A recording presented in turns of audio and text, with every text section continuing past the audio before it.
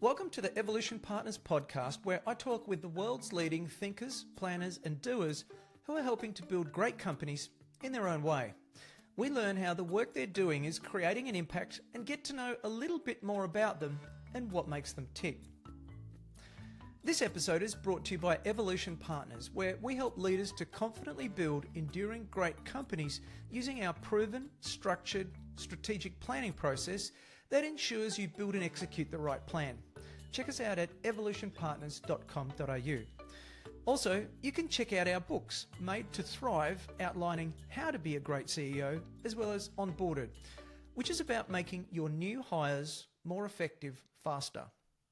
So today's guest is Stephanie Bown, a organisational psychologist, author and leadership expert with more than 20 years experience helping leaders and teams be better together. She works with startups, scale-ups and leading market disruptors to embed high-performance habits and build cultures where people connect, align and inspire.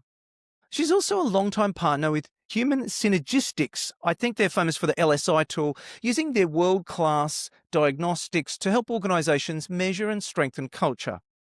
Stephanie's first book, Purpose, Passion and Performance, was named one of Australia's top 3 leadership books in 2021. Her latest book, Curious, Connected and Calm, helps leaders build high-performing teams and find true team synergy. She holds postgraduate qualifications across psychology and organisational dynamics. Steph, welcome to the podcast. Thank you for having me, Brad. That is... What an introduction. What a mouthful Human Synergistics is. Yeah, I know. Imagine if as a podcaster, I could actually wrap my tongue around some of the English language. Let's jump in.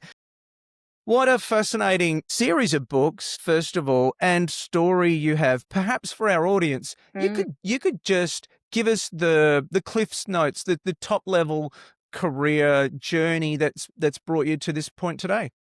Yeah, look, I've always had a passion for human performance. I knew very young I wanted to become a psychologist, and I also knew I wanted to work with people going from kind of functioning to thriving rather than from sort of flailing, if you like, to functioning. So I knew I didn't want to go in the clinical road. I wanted to work with people at work because I had an instinct really early on that people, if you're happy at work and you're happy with, why you're doing what you're doing and you're using your strengths, then ultimately that creates a happy life, and happy family. So followed that instinct all the way to completing psychology degrees, landed in management consulting, did that for a good 10 years where I really learned the ropes of leadership development and org change. Was lucky enough to land in-house as a performance coach with one of Australia's fastest growing companies. We delivered an extraordinary turnaround and a crazy sale, and really got to test everything I'd been learning and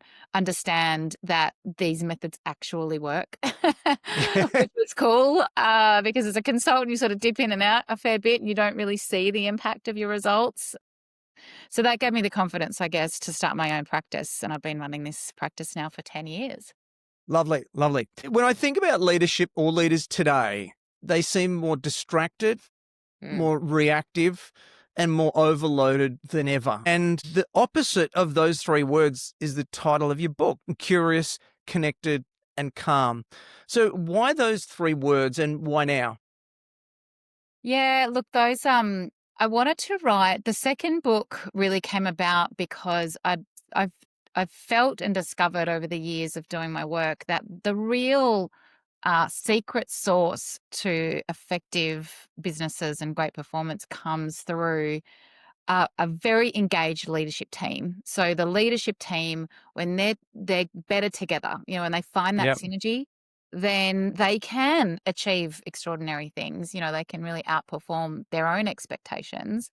So I've been working with these leadership teams for a number of years to help them create strategies and get clear on what they were trying to achieve. But then I found over time that most of the work I was doing was actually on their dynamic as a team. And so the book came about really after recognizing that actually that was a craft and that is something that doesn't have to lie in the hands of a consultant. It is something leaders can manage themselves. But actually, teams aren't encouraged to really stop and reflect on how they're working together, what their dynamic is like. They stop and ask, hey, how can we do things better, but not how can we interact better? Yeah. And so, and often it's kind of, held up in the individual performance reviews. We look at performance like it's an individual endeavor rather than a team sport in business. And actually, that leadership team in particular is really the most important team in the business because they set the tone for the culture, right? For how everybody else interacts, how every other team interacts. So unless they're solid and unless that team is aligned, it's very hard for the CEO or the founder to disengage themselves ever from the doing, the day-to-day do, and build a sustainable organization that can outlive their sort of daily engagement and touch points. And so that was why the book came about. I was trying to find the words that really described what is the tenor of a team that is really aligned. Yeah, great. Yeah, great. In your first book, Purpose, Passion and Performance, you described leadership, culture and strategy as interlocking systems. Yeah. For listeners who haven't read it, what was the core message that you wanted leaders to take away or readers to take away? And why was that idea so important to you at the time? Yeah, look, I think it was really something that I discovered from going in-house as a performance coach. If you want to build a business, grow a business, scale it up or down, really like your thoughts on bigger is not necessarily better. So I totally agree with that. Really, it's about creating these systems of performance. So the ways of working and aligning the activities of all the people in the organization so that you're working as one towards a single cause and a single purpose. So if you're trying to do that in a business, you really need to think about the systems for how people work together. And that actually there's three of those things that drive performance. So strategy is one thing. So you can have, you do need to align on a really clear vision and action plan for what you're going to achieve and make sure it's measurable and people are accountable to results. All of those things are really important. But unless you then also have a really great culture where people feel like they can try things and learn together, it's going to be quite difficult to realize that strategy. And in fact, you need leaders who are very good at communicating and cascading that and helping people learn and take up their responsibilities in that organization as well. So actually all three things, we need all three things to be humming. We need a good strategy, we need a great culture, and we need good leaders to connect those dots. And really all of them, they're a system. It's just a system of behaviors or a system of repeated processes that allow those things to be sustainable over time. Systems create the habits, which create the results, essentially, was what that book was really all about. So you don't just create a strategy once and then execute and then it's done. We need to get into the habit of strategy creation and strategy execution, as you know. Yeah. And so it's really about embedding those systems. It's like how you live your culture, how you live your values repeatedly, how you engage leaders to take up their roles to connect people to their purpose in the organization. And it's how you stay agile and continue to communicate what is our strategic intent as the market shifts and changes. So those things are essentially processes or ways of working that need to become embedded. And that was what, I think we need to take a systems approach to attacking some of those problems. Well, systems are enduring, I suppose. Yeah. If you embed a system, it becomes a habit for the humans within that system. That's what works, right? Yeah. Yeah. I had a person on the podcast by the name of Radek Sali, who was the former CEO at Swiss. Maybe you've heard of him. Yes. He said to me, and I want to quote him word for word, what was really important was the culture at Swiss. And culture is what we did extraordinarily well and what other organizations couldn't copy about us. They could copy our marketing, they could copy our products, they could copy our branding to some extent, but no one could understand the coding of our culture and why people were driven like they were. As I understand it, you worked on that culture within Swiss at the time. What can you tell us about that coding and what leadership behaviors or systems, to our chat just now, made that shift possible and what made it stick? Yeah, that sounds exactly like something Radek would say. Yeah, look, I learned a lot from Radek. The culture was coded. I mean, it's not new stuff, right? It was coded in the values of the organization. They called them the 4 Ps, or people, principles, passion before profit. I still remember it now, 15 years later. Great. And those Ps, there were specific behaviors. We defined what it looked like to live them and what it wasn't, all right, what it absolutely wasn't. And so when I joined, my role was to try and help that organization make it stick. Okay, so how do we build that system to make sure it stuck? Because it was, what had grown from a small, privately owned, essentially family-run business, and then Radic came in and started to scale. And it was all manageable and containable until you sort of get to that 50 to 80 mark. Then you really need the people to be the ones driving the culture, not the leaders. So that was his point around, we need to systematize this. It's very hard to code that. What we did was, really be authentic about it. So we would hire according to not just skills, but values. We would give feedback regularly. So regular touch points and performance reviews. When I say regular, I mean religiously every 6 months, and then ideally quarterly. But they were proper assessments of the degree to which people were achieving their KPIs, but also living their values, and that those values were coded in the behaviors, and they would get ratings on exactly the degree to which they demonstrated that. And promotional decisions in the business were based on not just capability, but culture. In fact, even more importantly, were they a culture advocate? Yeah. So we embedded them in, and also in a number of ways, we actually created a culture plan, which was how does the organization live up to the values in the way that we service our teams. So we made sure that everything we did for people was linked to those values. It was, really effective training programs, a lot of support for health and well-being. It was a health and wellness company, so we really Yeah. heavily invested in their well-being. And really fair remuneration and benefits that would kind of support and promote people. So we coded them authentically in the way we dealt with people, but then we also made the individuals, or helped the individuals, be accountable for living those as well in the conversations we had with each other. Yeah. All of that was in there. But really, ultimately, it all comes down to the leadership team. Again, are they authentically living those values? Radic was just a constant positive influence, right? So he would walk in, energy ball, just no matter how stressed or how much pressure he was under, he would not show that. He would come in and be positive, and share the positive message and engage teams and, acknowledge people, still Yeah. hold them accountable in meetings, but generally create a really positive vibe. And the rest of his leadership team did the same. Like, that was the standard he set for everybody. So you kind of have to really live it. You can't just say it, you've got to be it. And so that's why I think we were so successful, because we were positive, we were punching well above our weight, we were brave, we were bold, and he enabled everybody to do that. That's wonderful. I'd like to pick up on something you said at the beginning there, and that is something happens that we've witnessed at about, I would say 75 million. You said 50 to 80 million. Mm. And that's when the leadership team, they simply cannot rely on themselves, or the leadership team have to rely on other people. So the depth of the mid-management team or the second level leaders becomes everything. And what we often see is that we've got leaders who are in a smaller business than that, let's say 10, 20, 30 million, and the leaders are very capable executives doing great work, but because they are so capable, sometimes there's a big gap or a chasm between them and the next level. And I keep the clients that we work with, that I work with, they will be like, he's going to say it again. I say it all the time. You've got to build those people up. You've got to really get those people to be capable to take things on. So could you just elaborate a little bit on that point, please, and that Yes. topic and what you've seen in your experience? Yeah, I totally agree with that. And I think this is where that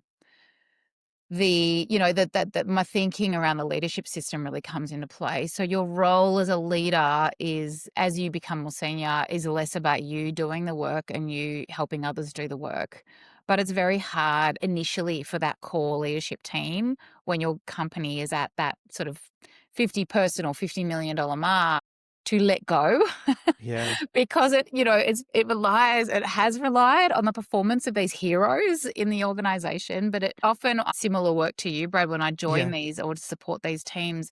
Unfortunately, I'm called in at that breaking point where the owner or the founder is literally caving under the pressure of having to make so many decisions and frustrated that they've engaged a leadership team, but the leadership team aren't making their own decisions and empowering others to make decisions. So all these decisions kept stacking up, So it doesn't sort of like happen overnight. I'm just going to delegate this to you now and good luck. You do really have to see yourself as a leader, as a coach, essentially. So your role, 50% of your time when you're leading a team is coaching that team, developing that team so that they can make good decisions that they have the authority to make. And then let them make it and then let them fail at it, so that they learn and they won't make the same mistake next time, but that's how you build the resilience in the system. And so I work a lot with executive teams initially to really help them understand what is the scope of your role, what are the decisions you need to make as an executive, and what are the decisions you need to delegate. But then what does that mean in terms of how much training and development these people need? It's not okay to say they're not ready or they don't have enough capability. That's their role. Your job is to build up their capability so they can make that decision confidently. And so the longer we put that off and just be the ones doing the stuff, the longer we keep ourselves stuck in that position, in the business. So yeah, it's really about encouraging people, do yourself out of a job, like do yourself out of the job because there's going to be more work for you. Don't worry about that. As the organization grows, it helps you be more strategic, build the capability in your own team so that they can take that on. And that you can trust that they've got it. So I'll give you a practical example, and I'd love to Yeah. see your reaction to that. There's a client that I work with. We're building something unique in the industry, and there is nobody left in the industry Mm. at this level of revenue that's run a business of this size. And so either we've got to get people from interstate, or which I don't know that we can because I don't think there's even that much depth interstate, or we've got to get people from another industry, or we've got to try and get people who have nowhere near when I say nowhere near the experience, they've got experience in businesses that are less than half the size, nowhere near it. Mm. So how do we get people to train up to skill up? Mm. Are you suggesting that primarily the job of those people outside of the leadership team, the other leaders in the business, Mm. we've just got to get them to learn in a long-term fashion? Or what's your take on that? Yeah, look, I think it's really hard in the situation you're describing. There's a ceiling of capability that is reached, right? So, but I think that ceiling is going to keep getting taller. It's not going to stop. Well, I'd hopefully not for that business, right? That's the ideal scenario. It's really about an ethos or a culture, if you like, or a mindset of our role is to grow people. Yes. And if we're going to grow our business, we have to grow our people at every single level. Every person in the business is responsible for both initially growing themselves, so developing their own capabilities, but developing someone else as well. Yeah. And so I think that it needs to, if you're going to set a performance goal, you have to set a development goal. And they're both as important. It's not just about go hit the KPI, like throw everything at it, let everything else fail because you're hitting a KPI. You need to Yeah. build that competency in. So if that means you need to go a bit slower, then so be it, because you're building a more sustainable solution. And so, I think people thinking that they are, irreplaceable, there's no one else who can do this is it's a bit of a little furphy to the self. Of Yeah. course, you learned it, right? Yeah. You learned it, and unless you're Einstein, other people can learn it too. They might learn in their own way or a different way, but you need to start recognizing that there is a skill set here that is Yeah. translatable or transferable to somebody. So plan ahead on that and, recognize that, I mean, I'm working with another client right now. They work in deep regional Queensland, and they've hit a similar Yeah. ceiling of capability. Like, how can they find these people? So they're just now thinking really differently about how they activate talent, how they find talent. They're reaching into the capital cities. They're changing the way they work. They're living with more flexible ideas, people flying in, flying out, better use of technology, more systems online so people know who's doing what, task allocation, dashboard reporting, so that it's visible. So it's like you've really got to think about how you're operating so that you're not reliant on that limitation of access to talent in your own region. Yeah, a great answer. One of the really important things that resonated, I think, was the job of a leader is to grow people. Yeah. Yeah. It's so important. You've said that culture, if we switch over to culture is how we do things around here. So Yeah. why do you think that leaders get culture wrong? And what's the first sign, do you think, that culture is drifting? That's a really good question. Why do leaders get culture wrong? I think we're very task oriented as a society. Okay, we're Mm, very much about get stuff done because that prove your worth. Because if you can demonstrate you're getting stuff done, then everything's okay. And what we then lose sight of is how we're working to get that stuff done, how we're working with others. So as a leader, it's about lifting the gaze a little bit, I think, and recognizing that it's not just what you achieve, but how you achieve it. Those two things are equally important. And generations coming through the workforce today, they are absolutely looking at how you are working together and placing a very high value on that. They want to join organizations where they are going to be listened to, respected, given more flexible working options, and rightly so, because those practices actually support humans, which allow them to thrive. So I think we just have a tradition of thinking that we just have to prove our worth by driving results, but the data, shows us it's about how we work with each other that actually builds that long-term sustainable success. So I think that's potentially why leaders are getting it wrong. Can you remind me the second part of your question, Brad? Yeah, for sure. What's the first sign that a culture is drifting? Oh, how's it drifting? Yeah, how do you know? What's the early signals that we should be watching out for, do you think? Yeah, it's the things are not said in meetings that should be said in meetings, right? Huh, So yes. it goes underground. So people start hiding their honest views in that open format. They might go away and have a private conversation with somebody or take it offline, which means that they've lost trust. They've lost trust in the room. They've lost trust in the group. They don't feel like it's safe to be real and Yeah. honest. And I think when that's happening, we've moved into what human synergistics would call a defensive culture. People are trying to stay safe and protect themselves rather than lean in and, seek satisfaction or strive and kind of go for excellence, like challenge each other to achieve Yeah. excellence. And so when we've lost that, when we've lost the trust, we've lost that. So the sign is silence in meetings. That's that's a pretty good answer as well. You touched on human synergistics there. We don't do any assessments per se. Mm. As I understand, and that's probably driven by skepticism, because when you dig into Myers-Briggs, you kind of realize it started out as a religion. Excuse my skepticism there. But No. what I do hear good things about is the LSI model. Mm. Some of the teams that we work with have used it very successfully. Could you just give us the top level overview of LSI, why you favor it, what it essentially does? Yeah, look, I mean, as a behavioural psychologist, I believe in science and measurement. Beautiful. People call people stuff the fluffy stuff, right? And it has had a bad reputation for how we're interacting to be seen as a sort of the fluffy, soft stuff. So we need to make it measurable. It needs to be a measurable, observable, scientific, phenomenon for people to actually work with it. So that's why I really love anything that's measurement focused. Culture amp engagement surveys is great because you're Yep. actually getting a benchmarked assessment of how engaged people are in your organization compared to the organizations around the world. Human synergistics offer a similar set of tools. They help you measure culture and leadership. So the LSI is the individual assessment of behaviors, and the OCI is the cultural, people assessing the culture and how they are observing people interacting at work.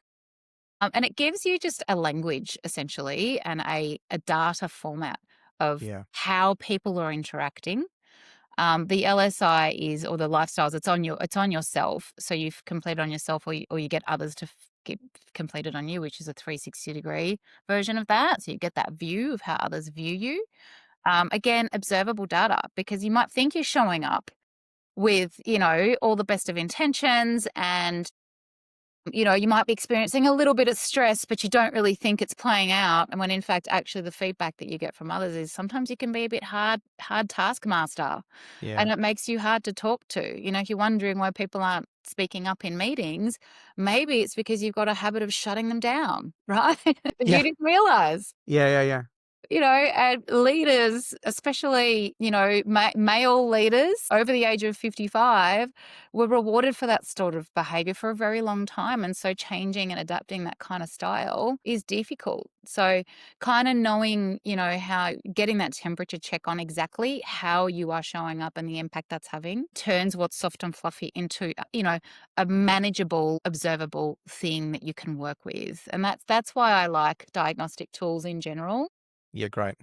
Not so much personality. I like personality tools because I think they're fun and they kind of highlight differences, and they help people understand why others are different to me, but they don't really help you change. You can't change your personality. It's who you are. Okay. So stay who you are, but you can change how you're showing up, but you can change how you're expressing that personality at work.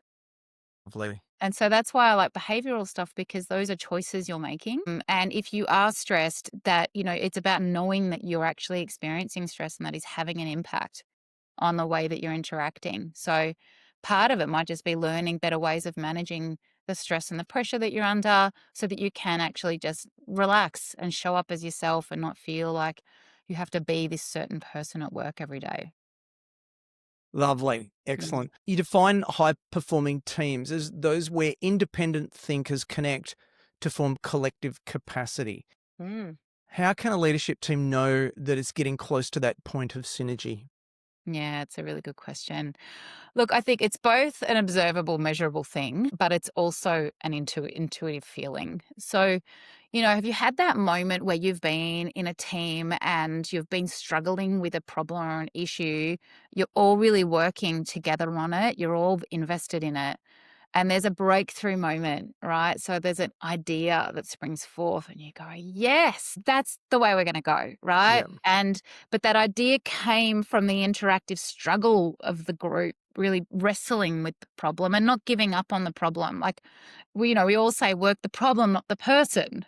And they work that problem until there's a breakthrough, or an idea or a next step, right? It doesn't have to be mind, earth shattering, but it's a way through. So that's synergy. It's we're better together. We're better than, as a collective, we come up with better solutions than any individual could have done alone. And that is a measurable phenomenon. So, there's human synergistics have team problem solving tasks that if they work on together, they can actually assess how well they perform that task. And usually they're decision-making scenarios. But if you ultimately, if the group score is better than the best individual score on that problem-solving task, you've achieved synergy. Okay, so you've come up with something better than the best individual. Unfortunately, most of the time we end up falling in kind of like that average functional space, all right? So we end up going with whatever the best individual score or best individual in the room suggests, which is fine. So we defer to the expert on marketing, or we defer to the expert on sales, or we defer to the expert on operations because it's their thing. Yeah. Which is fine, but it's just fine. You'll come up with a functional answer. You won't come up with a breakthrough. So where leadership teams find synergy is they see their roles as more than just department heads, right? They're more than that. They are organizational leaders as well as their department heads. And so when they come together to deal with organizational challenges, they see it as a problem that they share. And so whilst it might be an operational issue, they're all wrestling with it together. And that's where you kind of get that next level of That's the problem, right? Because you get a financial discussion and the person in HR will say, well, I don't know anything about that. Or yeah. you get a people problem and the head of sales will say, well, I don't know anything about that. To be an executive, to be on a leadership team means that you don't need to be a domain expert, but you need to understand your responsibility to the organization. Yeah, well, I agree. Understand your responsibility and recognize that you're a team Yeah. and you share these challenges. You know, we like to organize things as humans in these nice little neat compartments, right? Categories of things.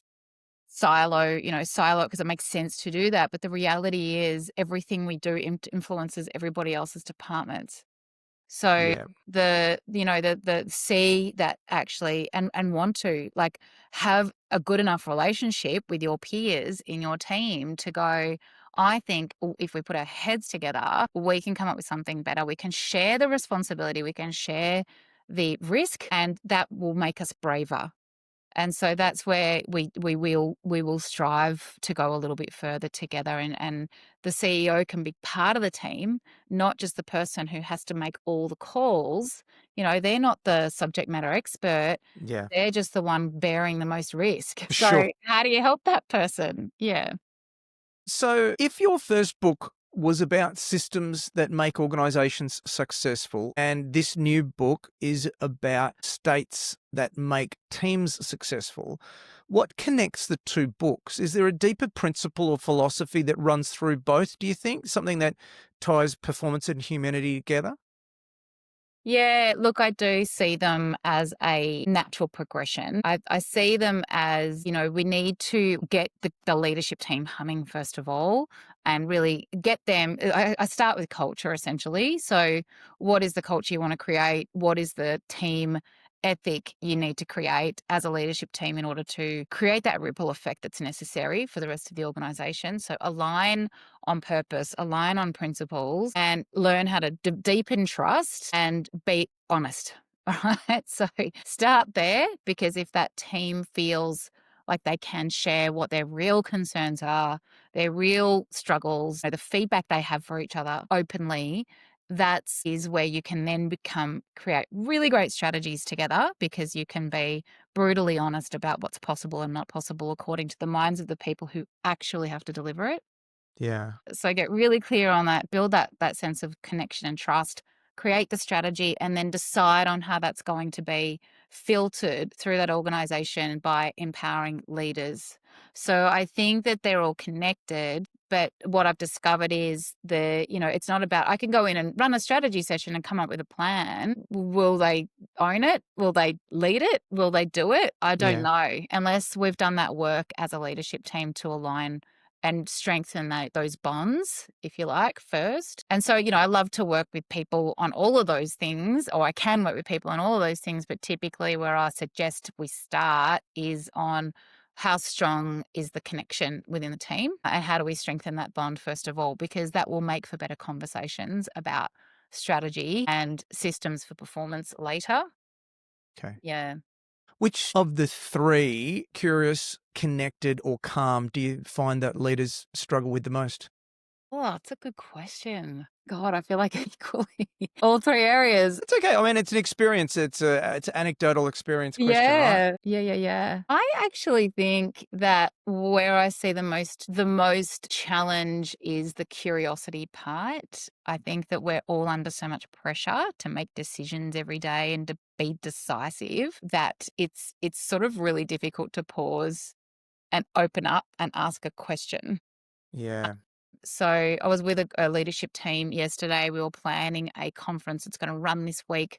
We were running through the agenda. The CEO was like barreling through it. Okay. Like a time pressured, time poor. Yeah. And the nature of the conversations was like, we need to make sure they know and we got to tell them this. And it was all about how much of a gap there was between their expectation and how the current team that are coming to this conference are performing. And I just sort of asked for a pause moment and just said, "Look, are you guys at the moment feeling frustrated or unhappy with the way things are running with this team? Like, how do you feel about them, and what's the kind of feeling you want them to leave with on the Mm, day?" So asked a curious question, because I was like, "Okay, what are you trying to achieve? Whilst we might hit on all the agenda points, what do you want to get out of this experience other than pushing information?" And it caused all of us to just sort of stop and go, actually, there's only a couple of examples that we're unhappy with in this group. Actually, there's a lot of people that are doing the right thing, right? So we're like, okay, how can we highlight the examples and bring them up so we inspire everybody. So just taking a moment, like slow down that clock a bit and go, what are we trying to get here? What's the outcome? How can we do that better? That question can activate a whole different approach. Leadership and parenting is something that you've spoken about sometimes. And at first I was unsure, but over time, as I've kind of done my research, I've thought, no, I can see the connection and the power of the connection. So both of them are about enabling growth. Coming back to what we said before, right? The job of a leader is to grow the people who report to you rather than control. I know a lot of leaders struggle with that balance, both at work and at home. How has the perspective or your perspective on leadership and parenting and the similarities changed over time, and how you lead yourself as well, perhaps? Oh my gosh, Brad, I want an answer from you on this as well. After you. Well, look, I certainly am not going to claim to be the parenting example here. But I do have two boys. They are now 13 and 15. So I am learning a little bit about it, I guess. I think the greatest similarity, and I actually often talk about this when I'm doing leadership development programs, is that we all respond much better to positive feedback than we do to negative feedback.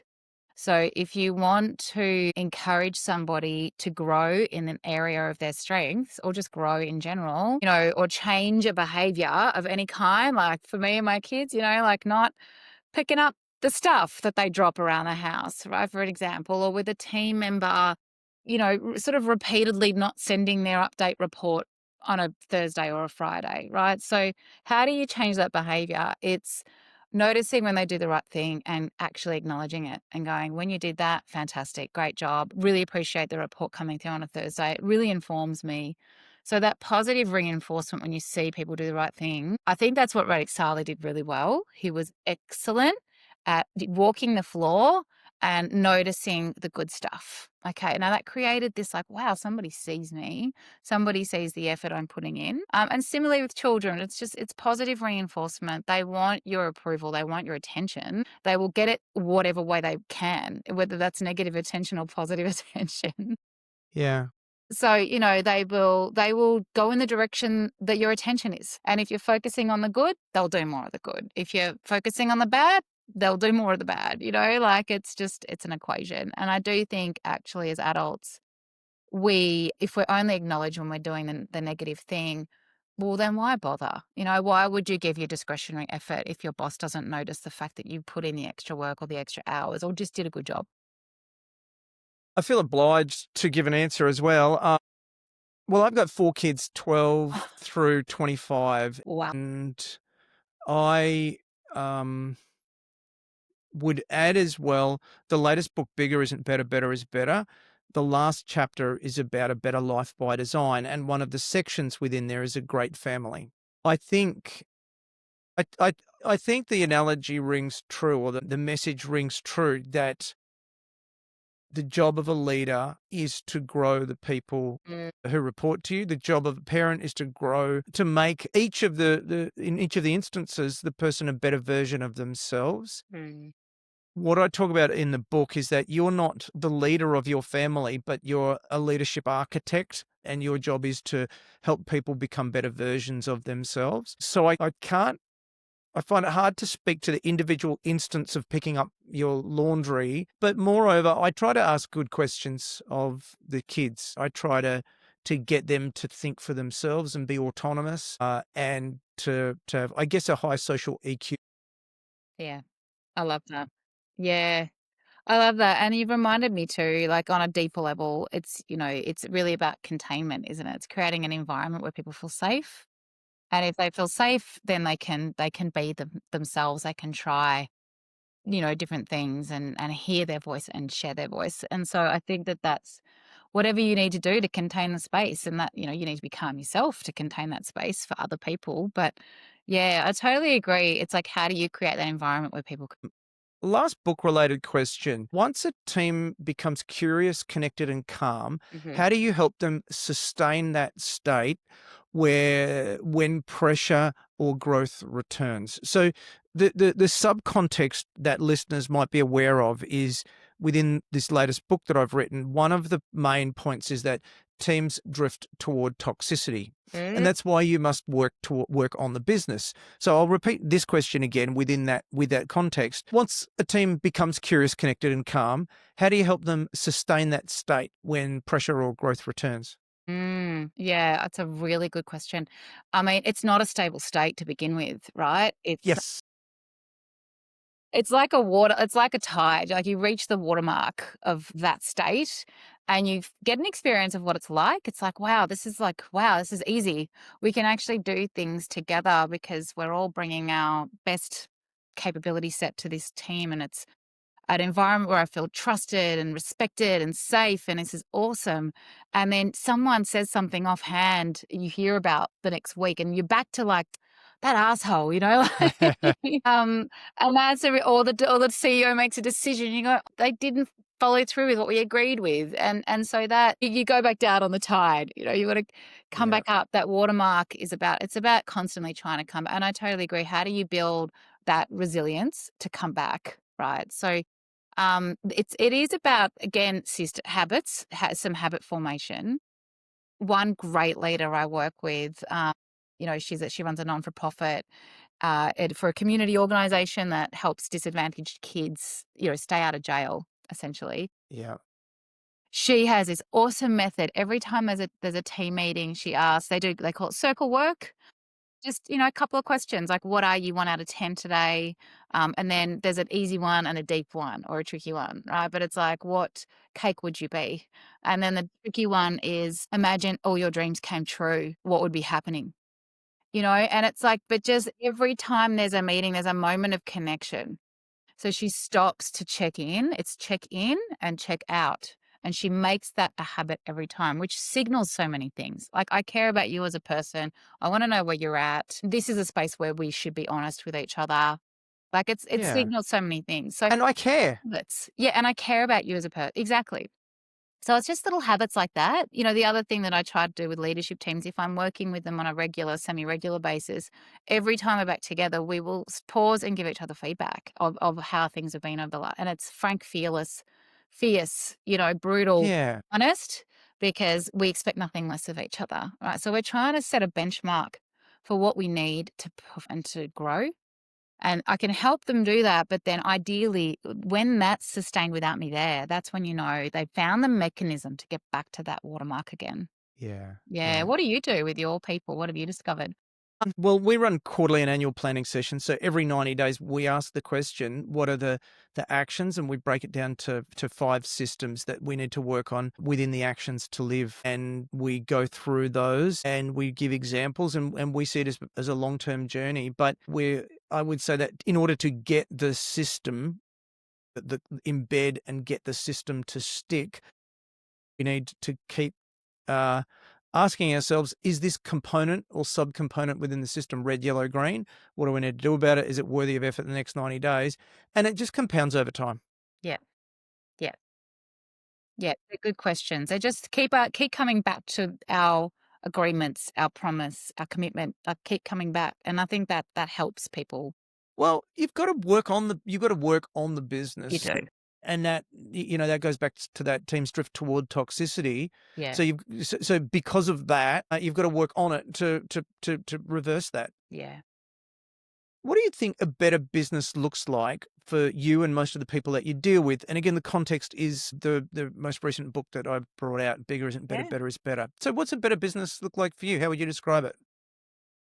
Look, I think a better business has a number of markers. I love this concept that bigger is not better, better is better, because, you're right. Growth is not always the answer. It's about how we remain adaptive and responsive in our market.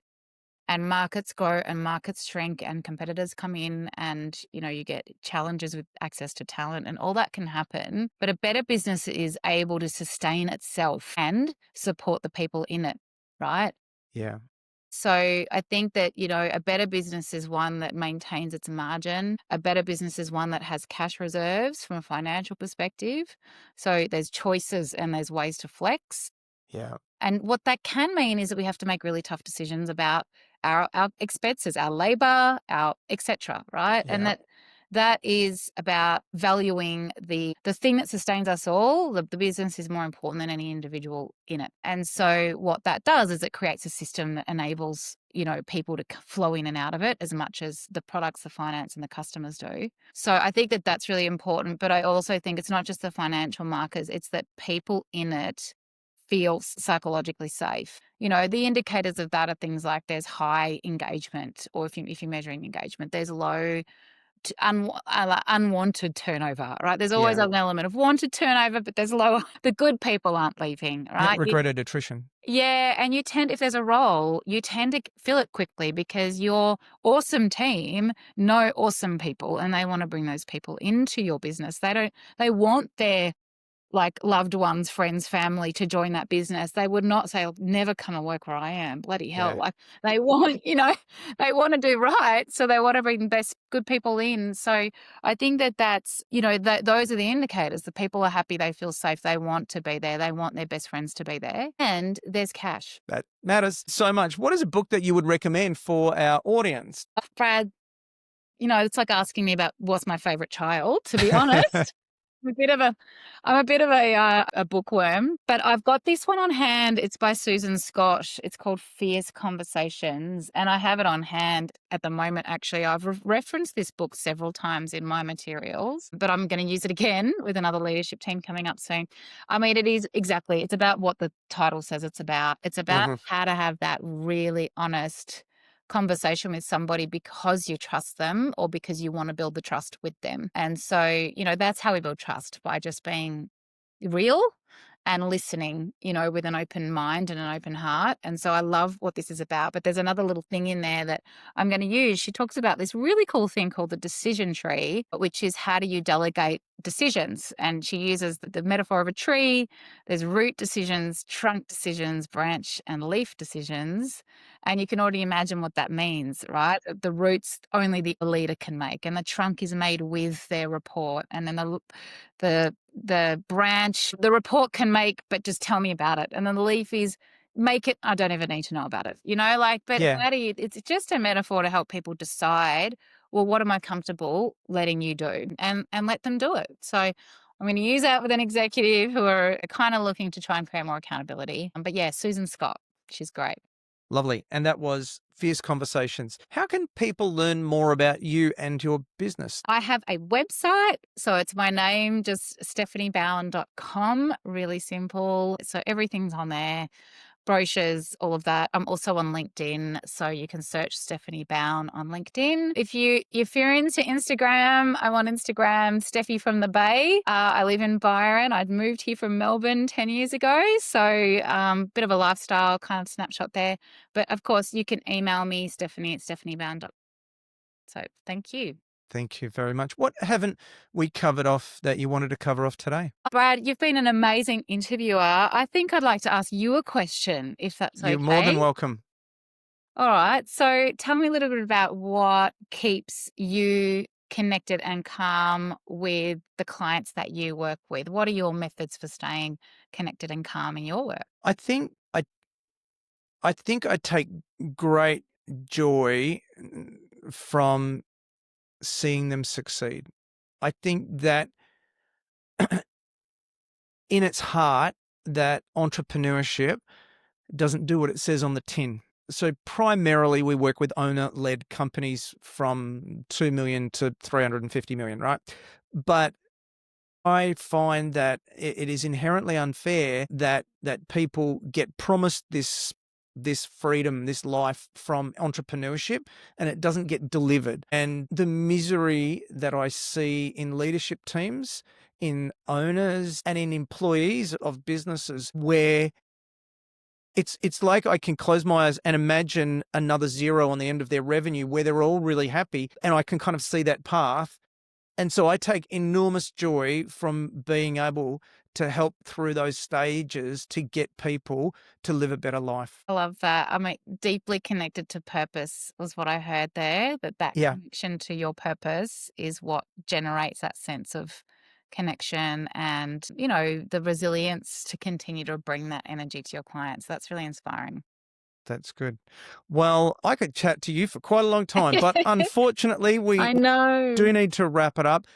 Steph, thank you so much for sharing your wisdom. It's been a great pleasure today. Thank you so much for having me, Brad. I've really enjoyed talking with you. Thank you. Well, I hope you enjoyed the episode as much as I did. If you'd be kind enough to leave a review for the podcast, that'd be really helpful to other like-minded entrepreneurs, and then we can grow our community.